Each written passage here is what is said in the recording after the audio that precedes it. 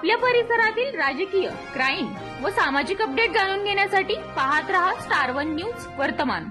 मोठे यश मिळवायचे असेल तर स्वप्ने मोठी बघा आणि या प्रवासामध्ये गरज असते योग्य मार्गदर्शनाची। आपल्या पाल्याच्या JEE, नीट, MHT, CETच्या उत्तम तयारीसाठी योग्य दिशा मिळते ती फक्त कुंडल रोड येथील आदर्श शैक्षणिक संकुल मधल्या अपेक्स अकॅडमी येथेच। येथे कोट्याचे अनुभवी प्राध्यापक, शांत, सुरक्षित, निसर्गरम्य कॅम्पस, मुला मुलींसाठी स्वतंत्र हॉस्टेल व मेस, डिजिटल क्लासरूम, प्रत्येक गावातून बस सुविधा आहे आणि विशेष म्हणजे दिनांक 5 एप्रिल ते 15 एप्रिल 2026 पर्यंत ऍडमिशन घेतल्यास फी मध्ये 50% सूट। म्हणूनच आपल्या पाल्याचा प्रवेश निश्चित करा। नमस्कार, आज आपण सांगली जिल्ह्यातील खानापूर तालुक्यातील पारे येथील प्रसिद्ध दर्गोबा यात्रेनिमित्त या ठिकाणी दर्गोबा देवस्थान या ठिकाणी आलेलो आहोत। तर जाणून घेऊया या यात्रेचं आणि देवस्थानचं महत्व। काय सांगाल या यात्रेबद्दल? सर्वप्रथम दर्गोबा हा उज्जैन महाकाळेश्वर याचा मूळ अवतार आहे आणि त्याचं इथं गावात एका भक्ताच्या भक्तीनं आगमन झालेलं आहे। चैत्र पौर्णिमेचा त्याचा हळदी समारंभ पार पडतो, तेल लागतं देवाला। त्यावेळेला मानाच्या सासनकाठ्या पालखी मानकरी सर्व येतात। तो कार्यक्रम पार पडला की 4-5 दिवसानंतर यात्रेचा मुख्य दिवस असतो। आदल्या दिवशी नैवेद्य दाखवणे पाटे छबिना निघतो आणि 5:30-6च्या दरम्यान पालखी लग्नासाठी मिताबाई देवीच्या मंदिराकडे जाते आणि तिथं लग्न सोहळा 6:30-7:45च्या दरम्यान पार पडतो।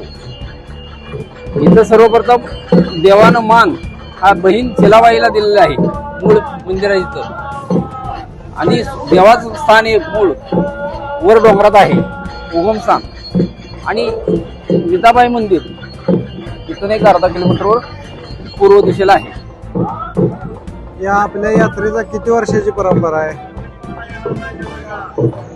तसं हेमाडपंथी मंदिर आहे। हेमाडपंथी मंदिर आहे। कितव्या शतकातील? 18व्या शतकातलं आहे। छबिन्याचं काय स्वरूप असतं? छबिन्याला काय काय यात्रेत? लग्नाला लग्नाला येतात वराड लोक, वराड म्हणून त्याच्या पद्धतीने दोघांची व्यवस्था।